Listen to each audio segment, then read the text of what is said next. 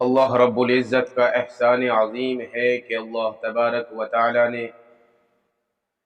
ہمیں اس دنیا کے اندر انسان بنا کر پیدا کیا ہے، اور جب اللہ تبارک و تعالی نے انسان کو پیدا کیا تو انسان کے ساتھ انسان کی ضرورتوں کو بھی پیدا کیا۔ انسان ضرورتوں کے ساتھ اس دنیا کے اندر آیا، اور انسان کے ساتھ بہت ساری ضرورتیں لگی ہوئی ہیں۔ جب تک انسان زندہ رہتا ہے، جب تک اس کے ساتھ ضرورت ہی ضرورت رہتی ہے، اور سب سے اہم جو ضرورت ہے انسان کو زندگی گزارنے کے لیے اور زندگی جینے کے لیے، جو سب سے اہم ضرورت ہے وہ کھانے کی بھی ضرورت ہے، کہ انسان کو اپنی زندگی جینے کے لیے، اپنی زندگی بسر کرنے کے لیے کھانے کی ضرورت پڑتی ہے۔ اب ہمارے معاشرے کے اندر کھانا ہر انسان کھاتا ہے، ایسا کوئی انسان نہیں ہے جو کھانا نہیں کھاتا ہوگا، لیکن کھانے کے کچھ طریقے ہیں۔ ہمیں کھانا کیسے کھانا چاہیے، یہ آپ لوگ سماعت فرمائیں اور آپ لوگ ضرور سنیں۔ ہمارے معاشرے کے اندر مشہور ہے کہ کھانے سے پہلے میٹھا کھاؤ اور کھانے کے بعد بھی میٹھا کھاؤ، یعنی کھانے کی شروعات، کھانے کی ابتدا میٹھے سے کی جائے، اور کھانے کی انتہا اور کھانے کو ختم بھی میٹھے سے کیا جائے۔ تعبیر یہ کی جاتی ہے کہ ہمارے نبی صلی اللہ علیہ وسلم کو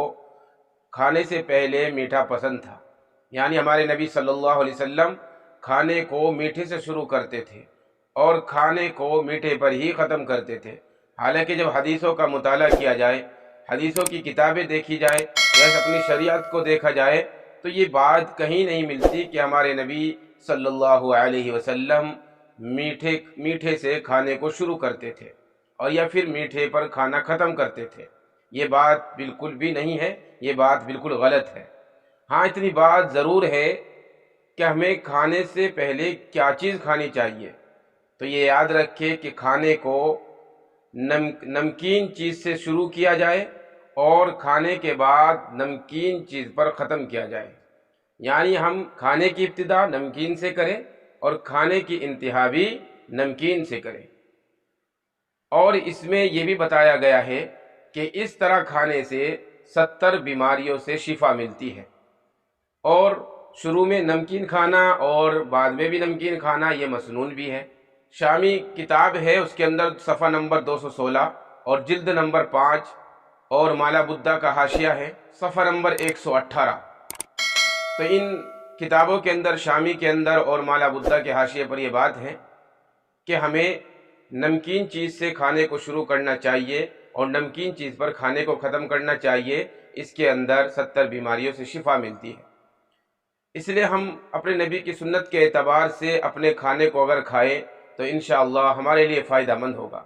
اب ظاہر بات ہے، ہم کھانا تو کھا ہی رہے ہیں، ہم کھانا تو ہر حال میں کھاتے ہیں، اگر اس میں تھوڑا سا سنت کے اعتبار سے کھانا کھایا جائے تو وہ ہمارے لیے شفا بھی بنے گا اور ہمارے لیے عبادت بھی بنے گا، کیونکہ جو کام ہم سنت کام کرتے ہیں تو اس کا ہمیں برابر ثواب ملتا ہے۔ سنت زندہ کرنے کا بھی ثواب ملتا ہے اور اپنے نبی کی محبت کا بھی ثواب ملتا ہے۔ اس لیے یہ چیز فقہا نے مسنون لکھی ہے کہ کھانے کو نمک سے شروع کیا جائے اور نمکین چیز پر ہی ختم کیا جائے۔ اس لیے ہمیں اس بات کو سن کر، اس بات کو اپنے دماغ سے نکالنا چاہیے کہ ہمارے نبی کو میٹھا، یعنی کہ ہمارے نبی کھانے سے پہلے میٹھا پسند کرتے تھے اور کھانے کے بعد بھی میٹھا ہی کھاتے تھے۔ یہ بات تو بالکل غلط ہے اور ہمیں اس بات کو ماننا بھی نہیں چاہیے، اور یہ بات ہمیں ماننی چاہیے کہ ہمیں کھانے کے شروع میں کیا کھانا چاہیے، کھانے کے بعد کیا کھانا چاہیے۔ اور امید ہے کہ یہ بات آپ لوگوں کی سمجھ میں آ گئی ہوگی، اس لیے اپنی زندگی کو مست گزاریں اور اپنی زندگی کو خوشی خوشی گزاریں، اچھا کھائے، اچھا پہنے اور اللہ کا شکریہ ادا کرے، اللہ کی عبادت کرے۔ اسی میں ہمارے لیے کامیابی ہے اور اسی میں ہمارے لیے نجات ہے۔